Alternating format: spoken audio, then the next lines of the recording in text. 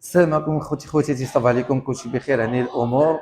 اليوم الحضور ديالنا في المسرح بالمسيك السهره ديال الاستاذه ناديه ايوب، المغنيه اللي كنحيوها على الحضور ديالها اليوم، وحنا فرحانين الرجوع ديالك. الله يطول عمرك.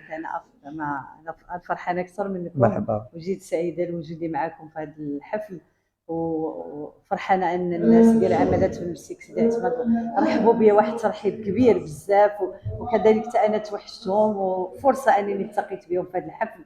وشكرا جزيلا للحضور الكريم. شكرا لكم. شكرا لك بزاف، وشكرا للحضور ديالك. ساعه مباركه اللي تلاقينا. اللهم امين.